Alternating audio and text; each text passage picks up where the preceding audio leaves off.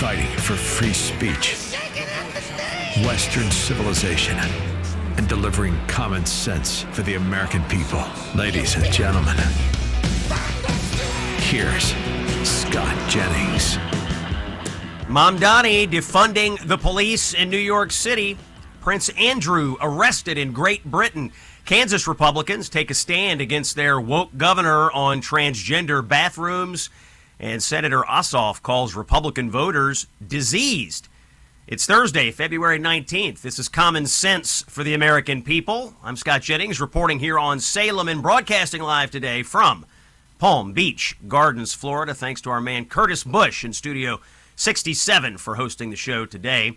And before we begin with the news, I want to offer my personal thanks to President Larry Arnn at Hillsdale College. We had an amazing event last night up on Amelia Island, Florida. A huge crowd, like 800 plus people at the Hillsdale National Leadership Seminar. I was honored to deliver the keynote speech at the dinner. I spoke about Western civilization to a university that very much teaches its students about the West, about American exceptionalism. They don't take federal money. It's just truly a great university with a terrific president, a great mission, and a great leadership team. So again, thank you to President Larry Arnn and Hillsdale for the invitation to be with you all at Amelia Island last night. On to the news now. President Trump held a meeting of his new Board of Peace this morning in Washington, D.C. Lots of speeches and some comments from the president about Iran. Let's hear that. Cut number 10. Now is the time for Iran to join us on a path that will complete what we're doing. And if they join us, that'll be great. If they don't join us, that'll be great too. But it'll be a very different path. They cannot continue to threaten the stability of the entire region, and they must make a deal. Or if that doesn't happen, I maybe can understand. If it doesn't happen, it doesn't happen. But bad things will happen if it doesn't. We'll talk later in the show with an Iran expert for the latest on this situation. The president is now off to Georgia. He's holding some affordability events there today. Another tragedy on Indiana roadways. Another illegal alien behind the wheel of a semi-tractor trailer. This happened in Hendricks County, Indiana, where the big truck crashed into another driver, killing him. The illegal alien in question here is from India. He was caught and released at the border in 2018. He was a minor at the time. His name is Singh Sukhdeep, and he received his CDL from the state of Indiana in May of 2025. He is now said to be in ICE custody. The BBC reports that police have arrested Andrew Mountbatten Windsor, the former Prince Andrew, on suspicion of misconduct in public office. Now, police in the UK don't normally name suspects when they are arrested, but the word is out that it is Prince Andrew. And although his name has been tossed out in regards to the Epstein files lately, this indictment apparently has nothing to do with that. It appears that he may have shared sensitive or classified information regarding trips he took as UK's special representative for international trade. So we'll keep an eye on that one.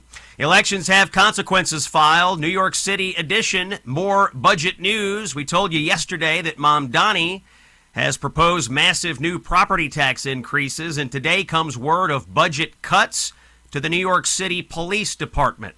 Mamdani wants to cut $22 million from the police budget and get rid of 5,000 cops in the process. Again, they spend billions on illegal immigrant services there, and they are now raising taxes on American citizens and cutting police presence in the city. And it gets worse. Listen more here to the new mayor, cut number 1. There is a reason that we did not include these in our city's attempts to get to $5.4 billion, because these are the rating of reserves that we do not want to pursue. These are the kinds of reserves that what we would rather do is ensure that they remain as they are so that the city can be on firm financial footing. However, in order to get to this point of closing the gap on both this fiscal year and the next fiscal year, we are forced to raid the rainy day fund, the retiree health benefits trust reserve, and to increase property taxes across these other years. Raiding surpluses, raising taxes. Also in Mamdani's budget, he's asking for $1.2 billion more for illegal immigrants. That's on top of the billions they've already spent. This is the Democratic plan, folks. Take from you, give to illegal aliens. Elections have consequences, part 2. Virginia edition. Major airplane manufacturer and defense contractor Boeing is moving its defense headquarters out of Northern Virginia and back to St. Louis, Missouri. The move comes just a few weeks after new Democratic Governor Abigail Spanberger was sworn in, and she's taken a slew of anti-business positions in the process. Virginia has an anti-business governor. Missouri has a pro-growth governor, and big company there reacted accordingly. Georgia Senator Jon Ossoff raising eyebrows last night during an interview with Stephen Colbert. Listen to how he describes the people who voted for Donald Trump for president. Cut number 8. Donald Trump himself is a symptom of a deeper disease in our society. I mean, how is it that a demagogue who promised to tear it all down was twice elected to the presidency on false promises? Did you catch that? If you voted for Donald Trump, you are a diseased part of American society. And you know what they do to diseases? They must be cured or cut out and discarded. Pretty dark stuff, folks, coming from someone that many Democrats will tout for president should he win re-election in Georgia for Senate this year. Out in Oregon, a dangerous illegal alien off the streets. Let's hear cut number 3. U.S. Marshals say that they've arrested a member of the Venezuelan gang Transgender in Hillsborough. Today, they found and arrested Jesus Lopez Gonzalez while he was walking to a store, calling him a fugitive associated with the gang, which the Trump administration has designated as a terrorist organization. He now faces federal charges, including racketeering and sex trafficking. This arrest is part of a broader operation targeting a 27-member splinter faction of Transgender known as Anti-Tren. Anyone with information on wanted fugitives is urged to contact the nearest U.S. Marshal's office. The one in Portland is downtown in Courthouse Square. Fox 12 TV out in Oregon there on the story. It does seem that having federal immigration enforcement is a good thing. It does make your community safer. Staying out west and picking up on some reporting in the New York Post here. Federal authorities are opening a major investigation into alleged unemployment insurance fraud in California. The U.S. Department of Labor is sending a strike team to examine financial issues and potential fraud within the state's unemployment insurance program, saying previous officials turned a blind eye to major problems. The review comes amid long-standing concerns about billions of dollars in improper payments in California's system dating back to the COVID-19 pandemic. This could lead to criminal referrals. We're going to keep an eye on this one. Seoul, South Korea, international news. The former president there, Yoon Suk Yeol, was found guilty of leading an insurrection on Thursday and sentenced to life in prison for his brief imposition of martial law back in 2024. The former president was ousted after he declared martial law and sent troops to surround the National Assembly on December 3rd, 2024, in a somewhat strange attempt to overcome a legislature that was controlled by his political opponents. This is the Scott Jennings Show on Salem. Common sense for the American people. Have a quick word from our friends at Relief Factor. You know, we've been surveying customers of Relief Factor from around the country. We're getting all sorts of reports in from around the country. And I'll pass along a listener note that I thought was worth sharing with all of you. This one actually coming from back home in the great Commonwealth of Kentucky. 87-year-old Eileen is the author of this report. She says there was a point where walking had become really difficult, and she thought, you know, this is just part of getting older. Then she tried Relief Factor. Now Eileen tells us she's walking again. She's even dancing around to music on her television. Her words to us were simple. She has no pain. She started out taking 3 packages of Relief Factor a day. Now she's down to 2. And she says Relief Factor has made a huge difference in her life.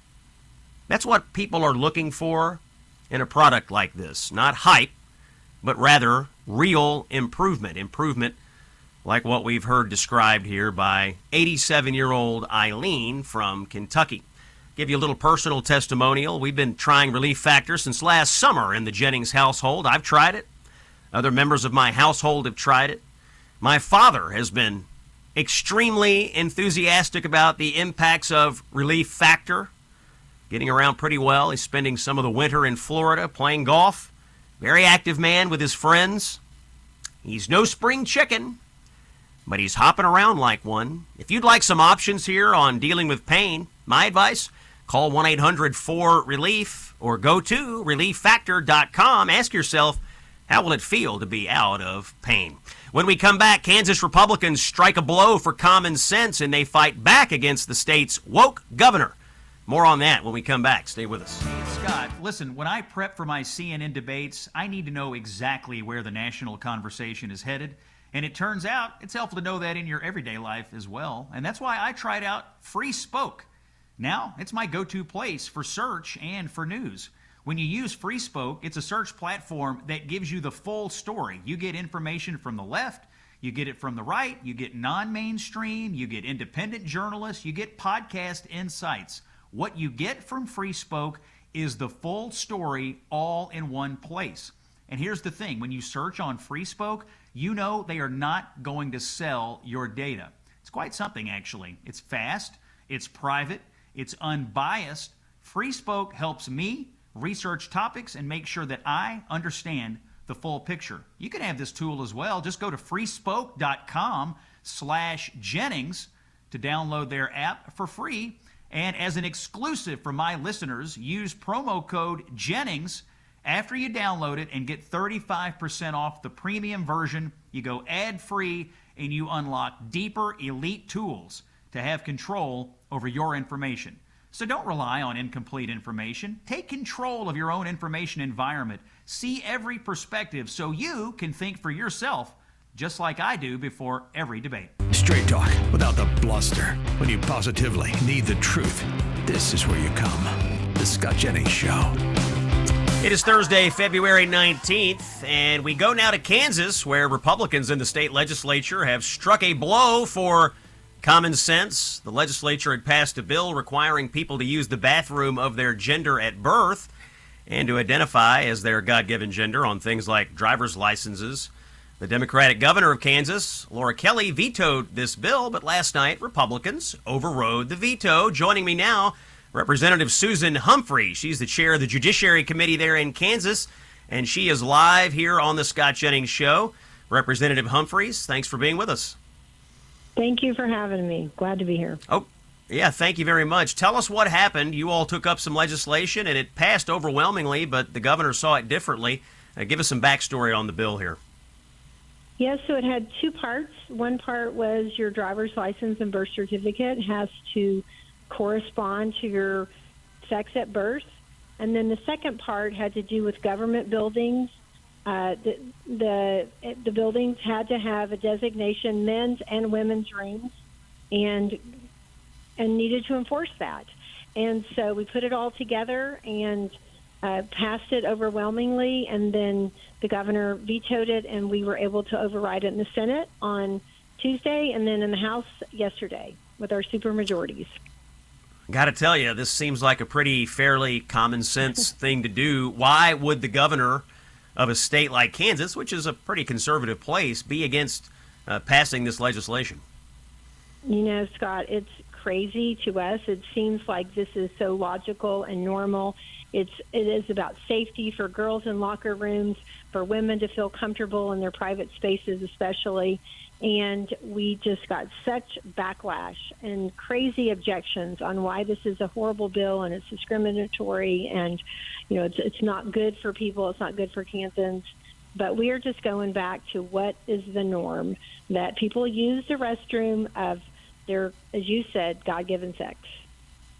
One of the Democratic state senators here, David Haley of Kansas City, called the legislation discriminatory. But I have to ask you, Representative Humphreys, isn't it discriminatory towards women to allow men to come into their bathrooms and come into their locker rooms? Yes, 100%. And we have to think about what's right for, we could say 50% of the population, the women, or really 99% of the population, men and women, who just want to have private spaces.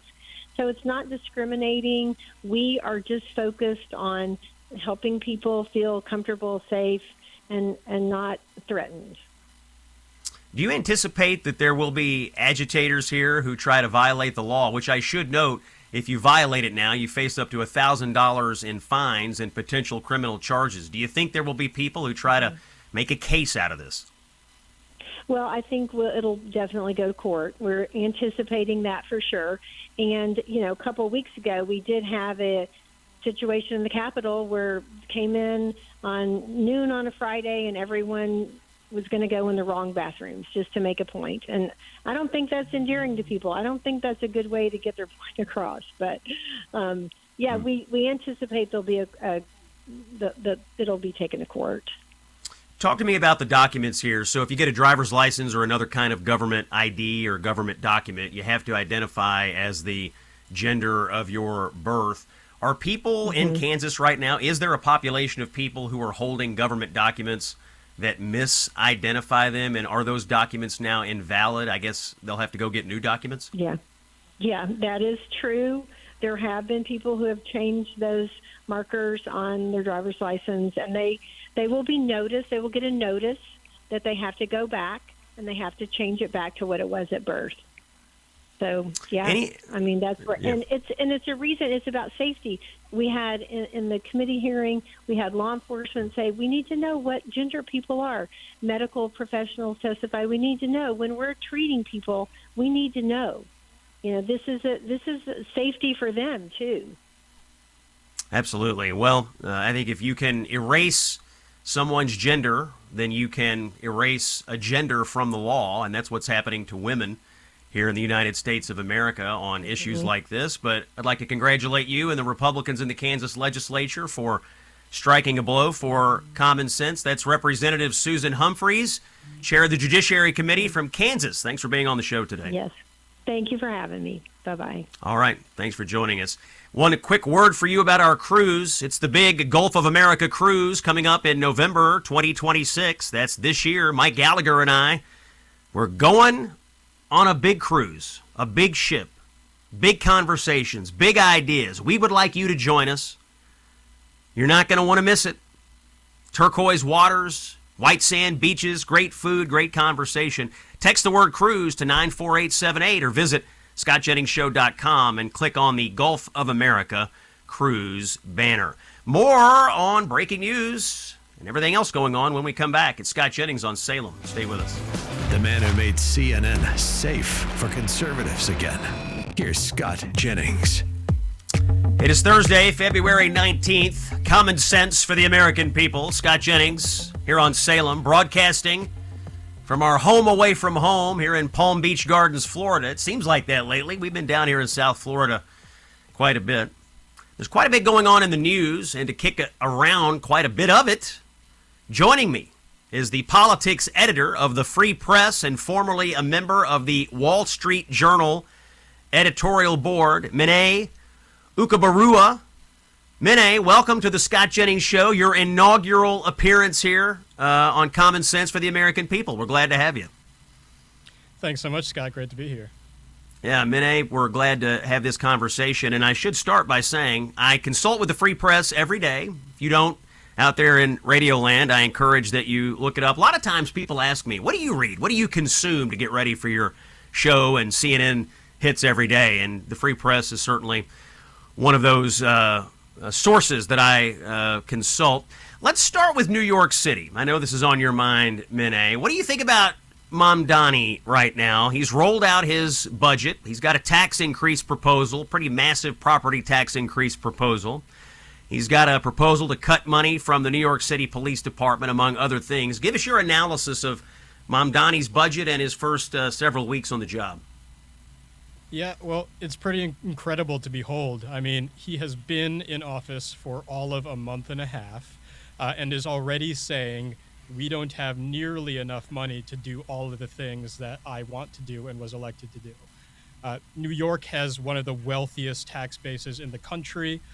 They are able to raise massive amounts of income tax, massive amounts of corporate tax. They spend a ton of money also. And yet, instead of thinking, where can I cut, except from police, he basically says, we need to raise taxes massively in order to pass through my social spending. So he has a plan A. The plan A is raise the taxes on billionaires. Never mind the fact that the top 1% already pays almost 50% of all the tax in New York City. He thinks that's not high enough. We need to go another 2%. He also wants to raise taxes on companies. And he says, if the state doesn't allow him to do that, I'm going to raise taxes on regular homeowners, about 10% taxes for people who are living in Queens, people who are living in the Bronx. Ordinary middle-class people are going to have to pay to fund Mamdani's socialist agenda. So there's no way to get around it. He basically says, if you live in this city, your costs are going to go up. Talk to us about the politics in New York. You mentioned Plan A, so Mamdani is asking the legislature and the governor to implement this wealth tax. They may not do that, so Plan B is to go to this 10% property tax increase. Talk to us a little bit about the internal politics there, even amongst the Democrats in New York. How are they reacting to Mamdani's demands? Yeah, so Kathy Hochul, who is the governor of New York, has ruled out in past years the idea of raising income taxes any further. Not because she's opposed to high taxes per se, but just because of how much they've been raised just in the past decade. New York has one of the highest income taxes already, and she knows that these very high earners have the ability to move if they think the tax rate has gotten out of hand, which many of them do. So she says, I'm not going to raise it. And yet Mamdani basically says, New Yorkers have elected me to do things like pass free childcare, to do things like free buses, all of these things that I'm going to need the state in order to be able to put into action. And so he says, we could do this the easy way or the hard way. Either you go along and increase that income tax and increase the corporate tax, or I'm going to be left with no choice but to increase property taxes, which he does have the authority to do.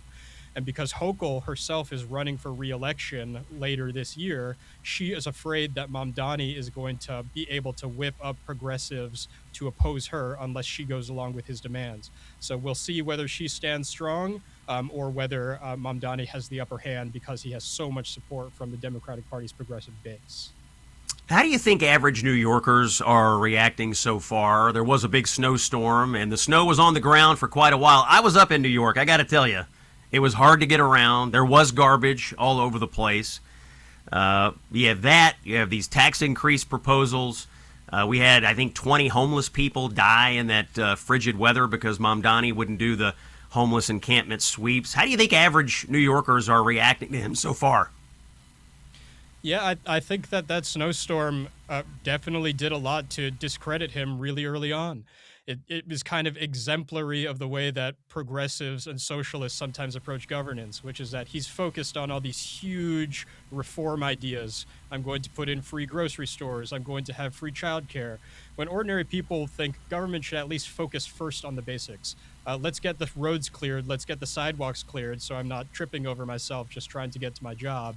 And the fact that he wasn't able to do that. I think people understand it's a big blizzard. It takes a certain amount of time to get everything you need in order.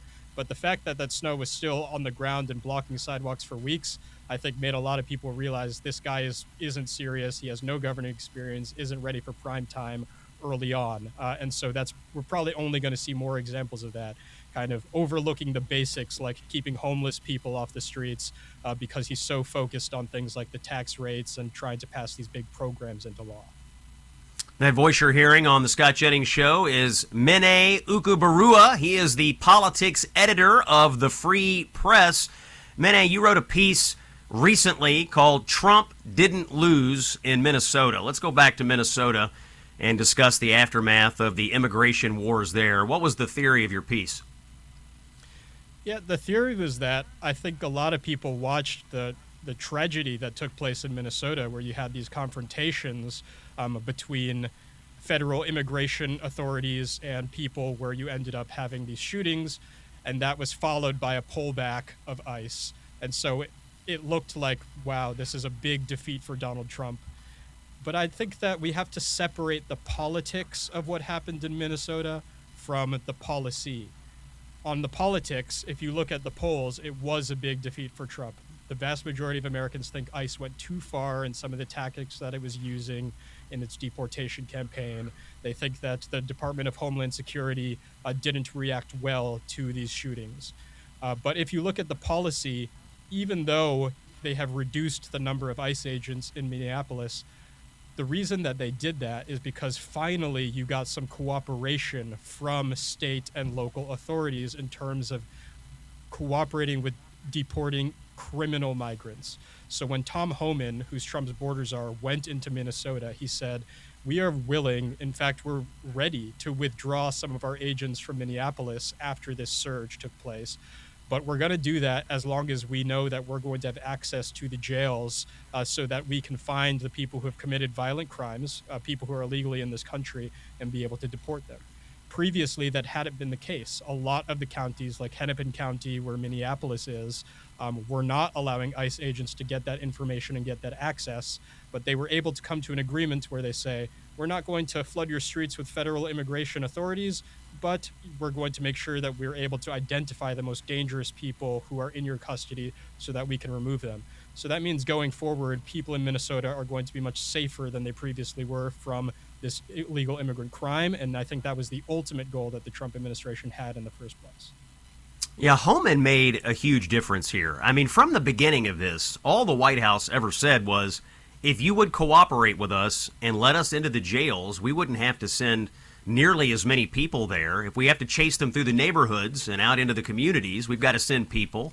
And then when you have these radical agitators out, we have to send people to protect our people. That was really part of the buildup. But Homan went there and did a job. I suspect the White House has taken note of this. Do you foresee more adventures like this or more responsibilities like this for Tom Homan, a troubleshooter perhaps being sent around the country to solve similar issues in other places?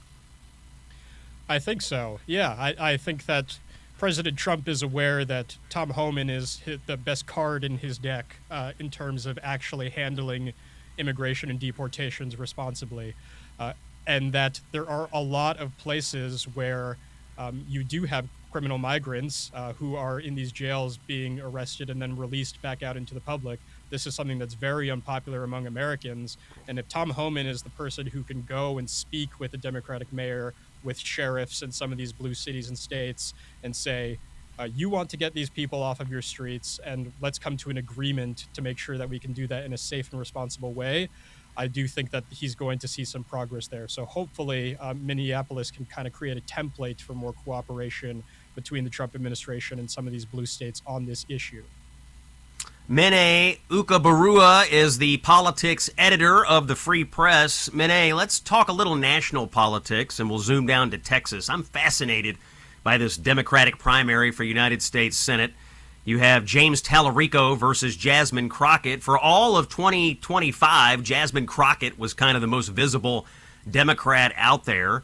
She is in the House. She jumps into the Senate race. Tallarico is who all the establishment Democrats in Washington would like to have. It appears they are really doing everything they can to boost Tallarico, and he and Stephen Colbert this week cooked up this whole hoax about the idea that Donald Trump was trying to prohibit Tallarico's interview on Colbert's show from airing because of the FCC. This was all a huge lie, but it's all being done to the detriment of Crockett, who's pretty mad about the whole thing. How did all this strike you, and do you have any idea who's winning right now? I've seen some polls with Crockett ahead. What do you think? Well, it's interesting because I think you're totally right. Jasmine Crockett had the bigger profile at the beginning of this fight. She's kind of in that AOC wing of the Democratic Party in the House, which is very, very anti-Trump, very, very willing to draw attention to herself in any way possible, and had a lot of support from Democrats who basically just want to not only beat Trump, but to offend him, to basically be shocking in the approach that they take to opposing Donald Trump and the Republican Party. But there is a huge movement of Democrats who have been convinced that they can flip Texas, which is a deeply red state, if they just find the right polished figure to represent their brand to the center of the state. And Tallarico fits that mold exactly. This is a guy who is deeply Christian. I believe his father is a pastor, grew up in a fairly rural part of Texas, is able to speak, they believe, to a kind of moderate, more traditionally inclined Texas voter than Jasmine Crockett really would be. So we've seen this massive surge of resources from establishment Democrats in Texas and from the entire country in terms of funding Tallarico, trying to promote him. And frankly, it seems to be working. If you look at the most recent polls, he has been climbing and climbing as more people realize who he is, as he's able to get himself on the TV screen much more. And it does look to me as if he's going to pull ahead in the primary that's coming up next month. Mene Ukueberuwa is the politics editor of the Free Press. Great job. We'll have you back soon, Mene, and keep watching your reporting in the Free Press. A word from our friends at Patriot Mobile. I cannot recommend them highly enough. Not only do they deliver premium cell service on all 3 major U.S. networks, they also invest in your values. So you get a great cell phone company that does what you want, unlimited data, mobile hotspots, international roaming. And you know that when you pay your bill, some of that money is going right back into the causes that you care about. Switching is easier than ever. Activate in minutes. Keep your number, keep your phone, or upgrade, whatever you want. But take a stand today. Go to patriotmobile.com/Scott or call 972-PATRIOT and use promo code Scott for a free month of service. It's patriotmobile.com/Scott or call 972-PATRIOT. I encourage you to make the switch today. It's Common Sense for the American people. Scott Jennings is on Salem. We'll have more after this. Stay with us. Freedom to speak clearly with no leftist lunacy. This is the Scott Jennings Show. Common Sense for the American people. Scott Jennings is with you here on Salem. Mentioned at the top of the show last night, I was with the great people of Hillsdale College for a wonderful event last night. Met a lot of great people from all over the country who support the Hillsdale mission. So that's one kind of college experience. I want to talk to you about a completely different kind of college experience. If it feels like 2016 all over again, you might be right. Once again, college campuses are not a safe space for anyone who does not cave to the woke mob. A lecture featuring Barry Weiss, who is the new editor-in-chief of CBS and the founder of the aforementioned Free Press. A lecture she was going to give at the University of California, Los Angeles, UCLA, was canceled on the university's events page this week as the university faced protests to cancel the appearance. A petition calling for the event to be canceled gathered nearly 11,000 signatures. So a person who holds a high position of authority in American journalism cannot go to UCLA and give a lecture, according to 11,000 people who signed a petition and according to the university leadership. The event was part of the Daniel Pearl Memorial Lecture Series. You remember Daniel Pearl? He was the Wall Street Journal reporter who was kidnapped and murdered in Pakistan in 2002. I will never, ever forget that story. So they have this lecture to honor the memory of Daniel Pearl. And they invite Barry Weiss, who's Jewish. And now she can't go. The cancellation followed weeks of criticism and planned protests from student and activist groups. Code Pink, our friends at Code Pink, they publicly called on UCLA to rescind the invitation, arguing Weiss's views are, quote, inconsistent with the values of the lecture series. Her views? What are Barry Weiss's views? That we should have non- or unbiased journalism? That we should provide platforms for all different kinds of people to speak their minds? That people should be able to practice their faith, their Jewish faith, without being attacked violently or harassed? Those are Barry Weiss's views. But according to Code Pink, that's inconsistent with the values of the lecture series. This is the same Code Pink, by the way, that the State Department recently identified as a cutout for Chinese influence operations. These professional agitators, along with left-wing nuts like Hassan Piker, have spent weeks out at UCLA trying to get this event canceled. Let's listen to Cut 11 here. Hi, are you Thank you so much. Yes. We're trying to get Barry Weiss canceled. Pink? Yeah. Yo, chat. Okay. Code Pink in the building. Yeah. Hi. I love you guys. Thank you so much. I love you guys so much. Yeah. Barry Weiss is the back cancel. Yeah, at UCLA. Hell yeah. Fuck Barry Weiss. Yeah, exactly. These are all the work sides. You guys are amazing. Thank you so much. Very disgusting. These deranged old liberal boomers have lost their absolute minds. These Code Pink people working for the communist Chinese to try to stop things like a lecture at UCLA. Just remember, ladies and gentlemen, if they will cancel someone like Barry Weiss, who, by the way, is not a conservative, okay? She is a center-left, kind of publicly identified center-left sort of person. Call it middle of the road if you want. Her great sin is that she thinks, hey, journalism should be unbiased, that it should give you the facts, that it should not put its thumb on the scale, and then when we're covering American politics, that we should listen to people from across the spectrum. This is Barry Weiss's great sin. And for this, the communist Chinese puppets at Code Pink and all the other liberals who signed the petition want to cancel her from going to the UCLA. Now, UCLA, you might remember, recently distinguished itself as one of the most anti-Semitic campuses. During the Free Palestine frenzy, it was at UCLA where they were setting up zones, checking people's IDs, not allowing Jewish students to pass through. The campus got in huge trouble for this. If you're out in California and you're thinking about sending your kid to UCLA, understand what you're dealing with out there. It's pretty ugly stuff. But I would go to a lecture from Barry Weiss. She's one of the most fascinating people in American media and in American journalism today. It's UCLA's loss, in my opinion. Another hour of the Scott Jennings Show is ahead. It's common sense for the American people. We're glad you're here. Breaking news to come. Stay with us. If the leftists haven't had enough yet, there's more. This is the Scott Jennings Show. Here we go. Hour number 2 underway. Common sense for the American people on Thursday, February 19th. Scott Jennings with you here, broadcasting live from Palm Beach Gardens, Florida today. Quick check of the headlines. The Chicago Bears may soon be the Indiana Bears. Indiana lawmakers announced today they are in the process of hammering out a deal to potentially move the team from Chicago into the state of Indiana. And the Bears have given a statement signaling their vision to build a stadium in Hammond, Indiana.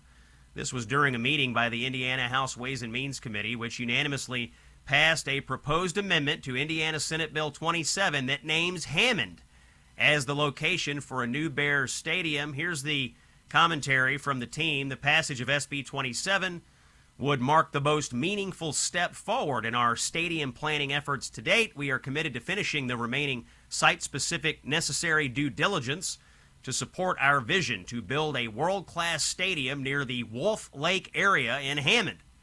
The bill still has to pass the full Indiana House, but how bad of governance do you have to have in the state of Illinois, in the city of Chicago, to lose the Chicago Bears to the state of Indiana? Must be pretty bad. Breaking news out of Florida. The Florida State House just voted for a constitutional amendment in the Sunshine State abolishing all non-school property taxes for Florida homeowners. It would be put on the ballot for voters in 2026 if approved by the state Senate. Vote count there was 80-30.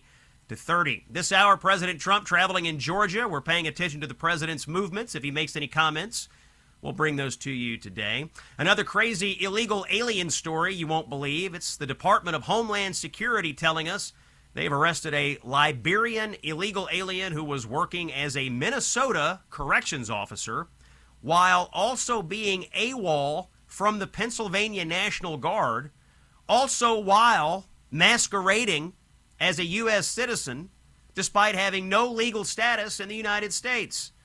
Federal government says 45-year-old Morris Brown was identified as part of the major fraud investigation going on in Minnesota. Oh, there's more. Mr. Brown is also alleged to have committed marriage fraud and made repeated false claims to U.S. immigration authorities. And the partial government shutdown continues. Democrats don't want to fund the Department of Homeland Security right now over immigration enforcement, even though ICE is funded for the next couple of years already. But they have shut down the rest of the agency anyway, and we would like to talk about the consequences of that. Joining me is Steve Kirby. Steve serves on President Trump's Homeland Security Advisory Council. He was the 35th Lieutenant Governor of South Dakota. Steve, welcome to the Scott Jennings Show. We're glad you're here. First of all, tell us, what is the Homeland Security Advisory Council? What is it that you do for the White House and for the Department of Homeland Security? Well, Scott, thank you for having me on. The Homeland Security Advisory Council is just that. We advise Secretary Noem and her staff regarding any one of the 23 different agencies that are under Homeland Security. So, for instance, one very important topic that's very public is what are the chances of the system running the Eastern Seaboard electrical grid being hacked? And how can we put up walls against that? So that's one of many. We've been hopefully helpful with immigration, with TSA, and making that more user-friendly. And for instance, you don't take your shoes off anymore. That was something that the Advisory Council was big on. So there's different items for 23 agencies. There's always something going on, Scott. Yeah, it sounds like it, although I have to take issue with the shoes. My boots still set off the alarms about half the time. I may need to send you a letter about that, Steve. We'll talk about that off the air. Let's talk about the shutdown of the Department of Homeland Security. ICE is funded. That's not going to come to a stop. But there's other agencies at DHS that are impacted by this government shutdown, TSA being one of them. Are we in danger of TSA agents here not being paid and therefore possibly not coming to work? Are we going to see travel snafus like we saw last year when the government was shut down? Unfortunately, you are 100% right. We will pretty soon be seeing TSA employees who are very dedicated and generally very high efficiency, but seeing them ask for furloughs because they will not be getting any money. They won't be paid. And many of them seek a furlough so they can go out and get a job to help with the rent, the utilities, the basic ingredients of life. It's a sick example is there's a TSA, I'll leave him unnamed, TSA employee in Minneapolis whose wife was on a $1,200 a month cancer treatment. He was laid off, or not laid off, but no money. He went out and got a second job as a welder. We had a TSA employee in Houston who slept in his car because he couldn't afford housing. We had another TSA employee who's had 13 kids, 7 of whom are still at home, and they're on the food shelf, as is the fellow with the wife with cancer. They go to the food shelves. They were getting donations from friends, but it's very real. Scott, I when studying for this presentation, I was reminded of a saying that 90% of Americans are 2 paychecks away from United Way. And you go to the Coast Guard, as I did as a guest of the U.S. Chamber of Commerce in January. Scott, they're kids. They're 25 years old. They don't have any savings. Every dime they get, they're paying their mortgage, their motorcycle payment, whatever. So we've got TSA on the brink of a situation where they won't be paid. That'll have travel impacts. And I guess we'll go back through the same thing with air traffic control as well. And we're going through this with Coast Guard. There's really no end in sight. Do you have any political projections about whether the Democrats are planning to ever give in on this nonsense? Well, the crazy thing is they pulled this, as we all know, a few months ago, and what was it, 35, 40 days of being practically entire federal world being shut down. They probably think it's easier with one little Homeland Security entity with its member organizations to politically fewer and fewer people will see that because it won't have a big impact on life. But you get a scare with cybersecurity who cannot keep up with their technology and invest in it and pay for it because they don't have the money. And you get something that happens there that goes right to the spinal cord, right to the backbone of America. Well, they'll have hell to pay with the voters.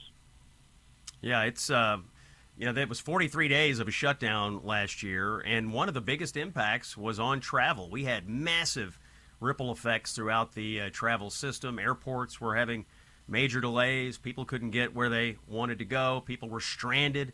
And, these poor workers are caught in the middle of all this, and they've not done anything wrong. Steve Kirby, thanks for joining us. We'll keep in touch with you as this Department of Homeland Security shutdown, the Democrat-caused shutdown, lingers on. It's Scott Jennings here on Salem, Common Sense for the American People. Another story that you need to hear about Relief Factor.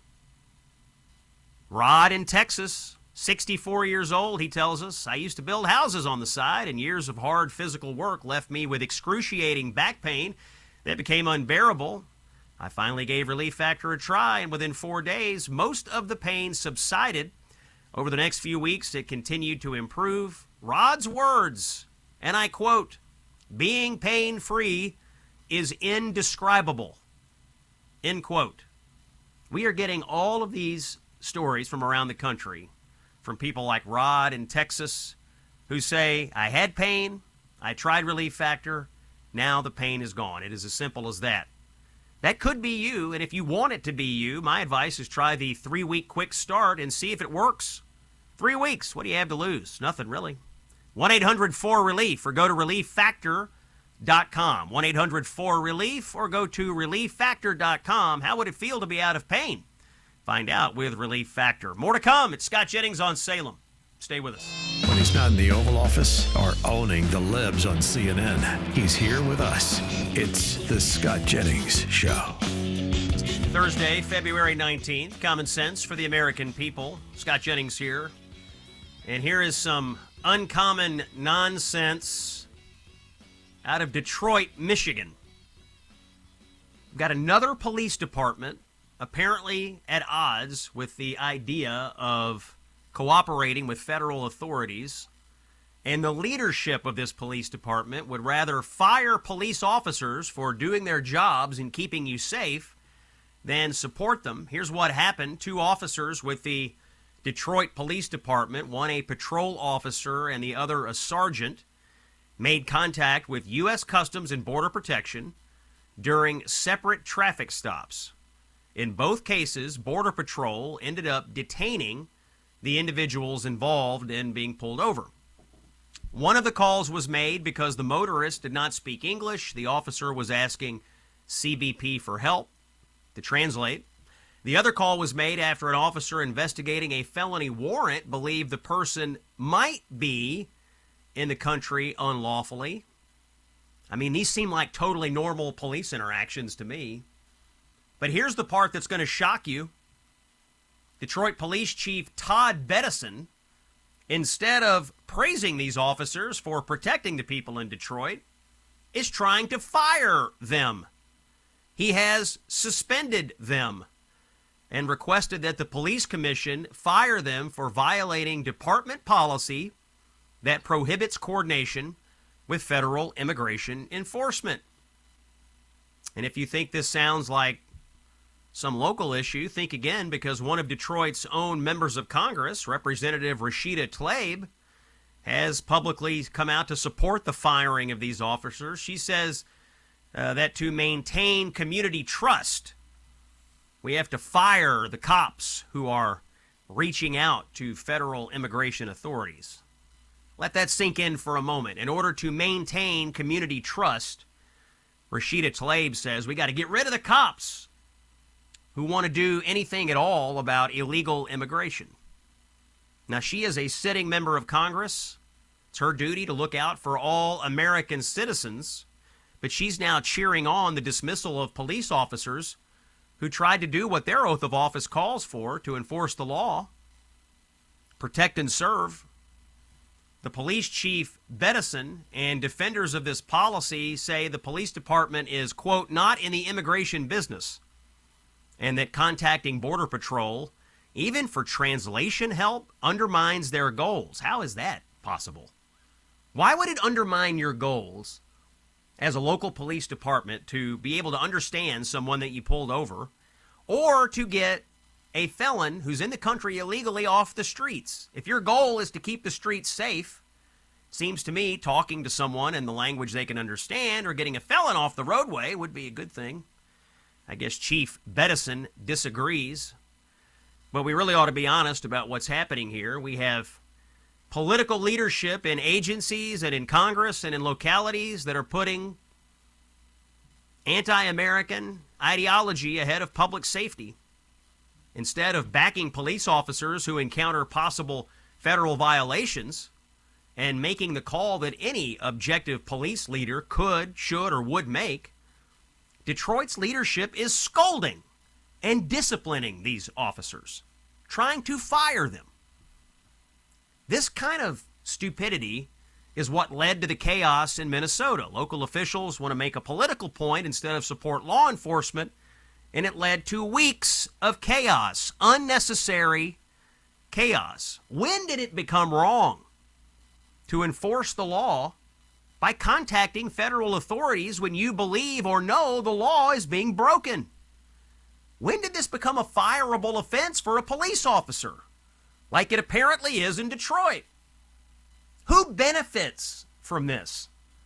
Do taxpayers benefit? Do American citizens benefit? No. Illegal immigrants benefit.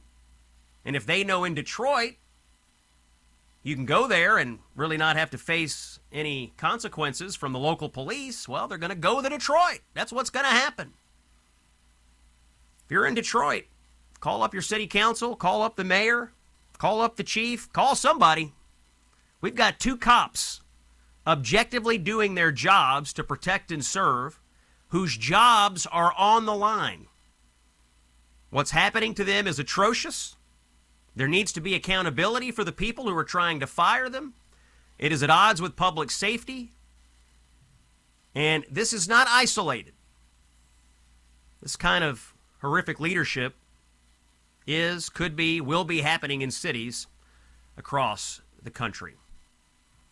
It's Scott Jennings on Salem. Common sense for the American people. More news after this. Thanks for joining us. Please stay with us. Common sense for the American people. This is the Scott Jennings Show. Breaking news into the Scott Jennings Show here on Thursday, February 19th. A judge in Virginia has just issued an emergency injunction halting voting on the referendum to redraw Virginia's congressional maps. This is per WVTF News over there. You might recall that Democrat Governor Spanberger, the new governor, is attempting to redraw the maps to eliminate 4 Republicans from Congress. So if these maps were to be enacted, the congressional delegation in Virginia would go to 10 Democrat to just 1 Republican. But the breaking news is a judge has issued an emergency injunction against voting on that referendum. So we'll keep an eye on what's going on with Virginia redistricting. We're here on the Scott Jennings Show, common sense for the American people, and we are over a year into Trump 2.0. And despite executive orders and lots of new laws, the ghost of Joe Biden still haunts us in one key area. On the line with me to discuss that is Tony Woodleaf. He is the author of several books and a writer whose work often appears in the Wall Street Journal, National Review, and other publications. He is Senior Executive Vice President at the State Policy Network's Center for Practical Federalism. He provides some of the sharpest social commentary out there, and he's here to talk about Biden-era transgender policies that are still stubbornly hanging around. Tony Woodleaf, welcome into the Scott Jennings Show. Glad to be here, Scott. All right, you're doing research. Now, Joe Biden spent a lot of time over 4 years trying to implement transgender policies throughout our culture, throughout our government structures, DEI policies, all sorts of things. And of course, when Donald Trump came into office, he immediately tried to reverse course and get rid of all these things. But getting things out of the bureaucracy is very difficult to do. Tell us what your research has found out there. Well, sure. So what happens is you'll have a president, administration. They'll issue all these directives and rules, and often those rules are aimed at state government or local schools. And so in this case, one of the areas that they targeted, believe it or not, is state 4-H programs, which are designed to give young people exposure to agricultural things. And my kids learned how to shoot through a 4-H program. It's just a great, long-standing program. It's administered through state land grant colleges, universities, public universities. So it's funded from USDA. And so what happened under the Biden administration, in addition to all these other areas, focus on race equity and DEI and everything else, was they told all the state 4-H directors, look, if you have a man who now identifies as a woman and he has been one of your camp counselors or volunteers, well, you have to treat him like he's a woman. That means if you've got a summer camp, right, where you've got boys bunking in the boys' bunks and girls bunking in the girls' bunks, well, this man who is now a woman, he gets to bunk with the girls because he's a woman. And so the state pushed back. In fact, most people didn't know this was happening. Parents didn't know about it. Lawmakers didn't know about it in the states. And this became the new policy. Now, of course, when Donald Trump came into office, they rescinded that kind of nonsense immediately. But that doesn't mean that every state just stops doing it. And we see this as a pattern with a lot of policies that came out of the Obama White House and out of the Biden White House, is they get undone by the next president. But you've got all these state agencies and state level bureaucrats, either they like them or they didn't get the memo that they should stop doing them, but they persist in state regulations. And so while most state 4-H programs, they no longer say on their website, well, we're just going to respect whatever you, the adult, says is your gender identity, some still do. And others just won't answer questions about whether they are continuing this policy.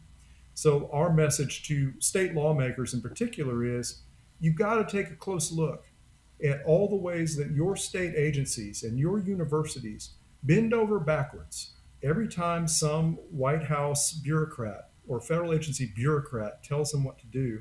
You've got to look at whether they're complying and step in, because all of these directives, they're not binding legally. What happens is state agencies, universities, they bend over backwards because they're afraid of losing that federal money. And that's where the lawmakers have to honestly do a better job of leading.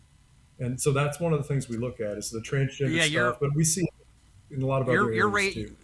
Yeah, you're raising some interesting questions here about oversight. You have this rulemaking or these directives that come down from the federal government, and so people start doing things, or they're supposed to stop doing things. But ultimately, somebody has to pay attention to it, whether that's, somebody at USDA or somebody at the state level or just, a citizen who somehow is in contact with these things.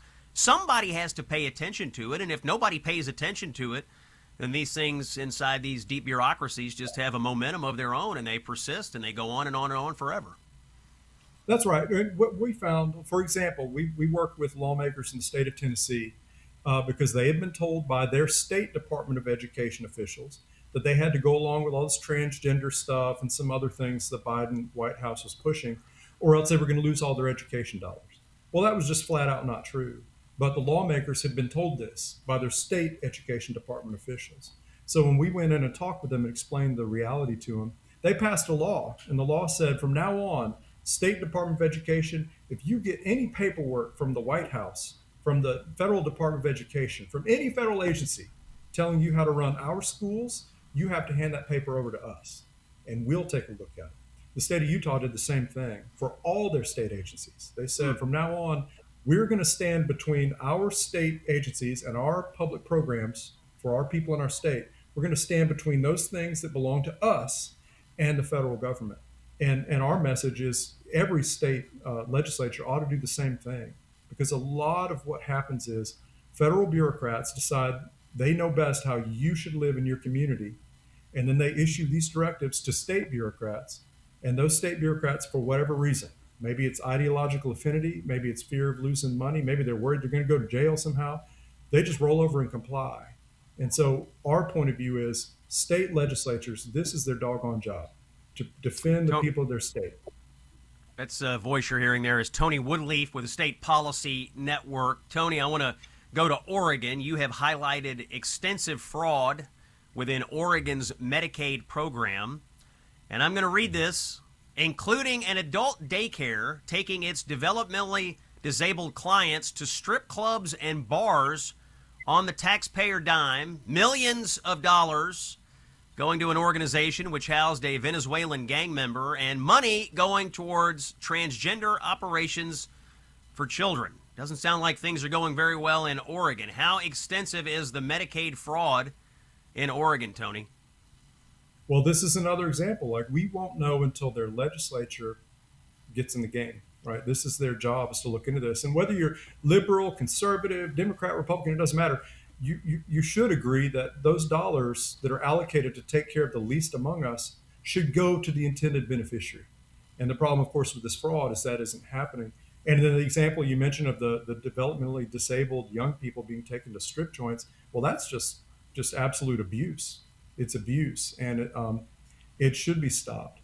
And so that's where you count on your state legislatures to do the right thing. And I will point out one other thing about Oregon, going back to the 4-H example. They're one of the few states that still brazenly advertises on their website. Now, of course, they may take it down as soon as this airs, but they advertise on their website that for their adult volunteers and staff members in the 4-H program, they accept whatever they claim their gender identity is. And so once again, if you're a parent with children in that program, you face the reality that your daughter, your little girl, may end up in the bunkhouse with some grown man who says he's a woman, or with some large adult male, who claims he's a girl. And so that's, I would think almost every parent in this country would disagree with that as a policy. And yet the state of Oregon, they seem to have a different belief. Oh, vast majority of people would disagree with that. But the problem is you've got a number of radical activists who hold positions of authority, or who have at least influenced people in positions of authority to sort of join the wrong side of this 95-5 issue out there. Let's talk a little bit more about these topics. President Trump, as you mentioned, has signed some executive orders on this. There have been some laws passed. Has the federal government done enough? Are they doing enough to try to make clear what the policy directives now are? Or is there more that needs to be done in Washington to sort of either give additional direction or at least bring some of these things to light? Well, so principled conservatives are always going to be in a bind here, because our philosophy is it's not the job of Washington, D.C. to administer our local schools. And so I think the Trump administration has by and large done the right thing. They've ended this Biden nonsense. But then it goes over to state attorneys general and state legislatures and governors to finish the job. So another example, the Biden White House really demanded strenuously, they wanted to see racial equity in school discipline outcomes. They didn't want to see any difference across races in the rates of suspension or expulsion. And so what happened was a lot of school districts they stopped doing discipline at all, because then you get everybody's the same, right? Wait. So you're saying that the Biden White House wanted schools to essentially cook the books to equalize outcomes, statistical outcomes in the schools by race? So they were effectively asking for statistical fraud? Is that what you're saying? That's what they didn't ask for it directly. What they said is, if we see differences in your rates of expulsion and suspension between races of students, we're going to assume racial discrimination is the only reason that could be happening. And we may or may not drop a whole platoon of DOJ attorneys onto your school district, label you a racist, investigate you until you're out of money. So what do you think school districts did? They just started cooking the books. So basically, your choices here are commit statistical fraud or be labeled a racist. You choose. That's how Biden chose to deal with the local schools. This is outrageous. It's crazy. And Scott, there's a lot of school districts, I promise you, they're still doing it. They're still behaving like Joe Biden is president.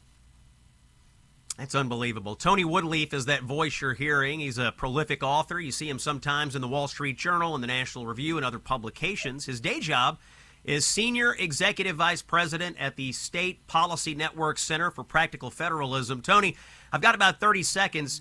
Give me an example of an attorney general or some state policymaker out there who's actually on top of this. Somebody who's doing the right thing by jumping on some of this fraud, jumping on some of this nonsense, and getting rid of it. Well, I tell you, there's some states where they really try to get out front. You know, Texas, Florida, Indiana, they've all stepped out. You had a number of state attorneys general who opposed a lot of the policies and efforts to do the transgender stuff. You know, the holding school lunches hostage, you might recall that. The Biden people tried to do that. And you had a number of Republican attorney general who tried to stop that.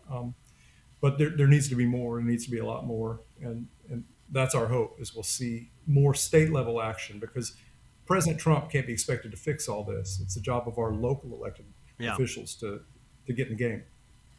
All right, Tony Woodleaf, we'll have you back. Appreciate your inaugural appearance on the Scott Jennings Show. Thank you.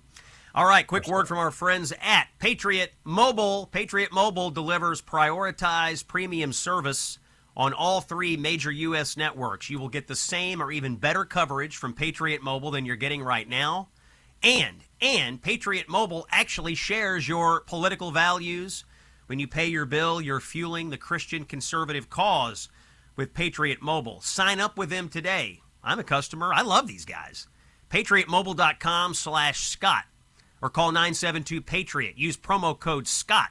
Get a free month of service. PatriotMobile.com/Scott or call 972-PATRIOT. Make the switch today. You will not regret it. You will feel good about it. Your phone will work great. Your values will be promoted. It's a win-win. We'll take a break. More to come when we return. Common sense for the American people after this. Leaving the leftists saying hamina, hamina, hamina.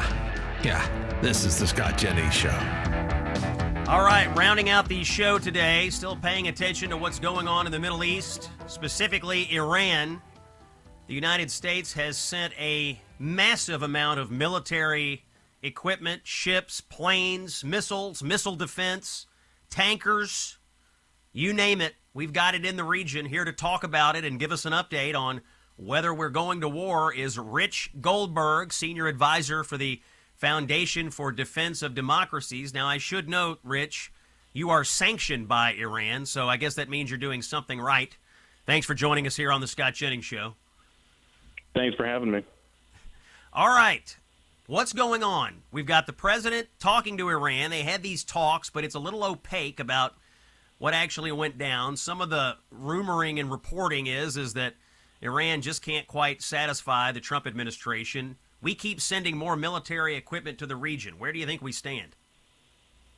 Well, these talks that we see, which are, I would characterize as something around a joke, because this regime doesn't really understand how to come forward with credible concessions. It would amount to just completely changing their nature, their regime, by giving up their entire nuclear program, their missile program, and pledging to stop sponsoring terrorism or persecuting its people.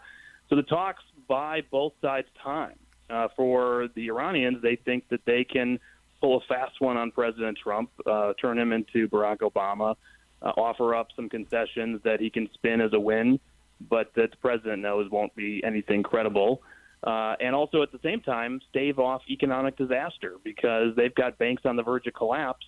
And the only thing keeping them from collapsing right now is the narrative economic effect inside the market that maybe there will be a deal. They also are demoralizing the millions of people who came out into the streets and making sure that people don't come back out into the streets because they think the West has abandoned them. Now, for the president, this is buying him time for all of the forces that are moving into the region. When millions of people came to the streets and were being gunned down, and we think the number might stand at 50,000 being mass murdered in a single night all across Iran, the president was obviously postured for Venezuela, had just pulled off a spectacular operation taking Maduro, and needed carrier strike groups in the region and other firepower to mitigate the Iranian retaliation potential with their missiles and drones.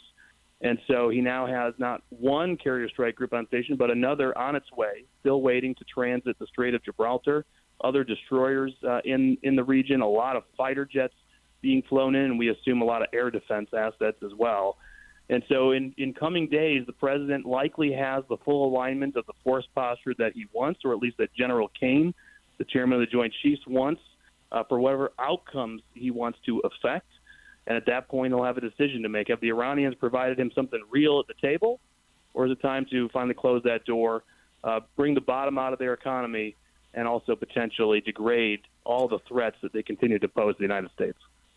Something I'm a little worried about here is, well, not worried, but interested in, is that the UK is said to be blocking the Trump administration from using a United Kingdom RAF bases for strikes on Iran. Do you believe that is true? Would the United Kingdom really deny us that kind of cooperation if we decide we need to take out the Iranian regime?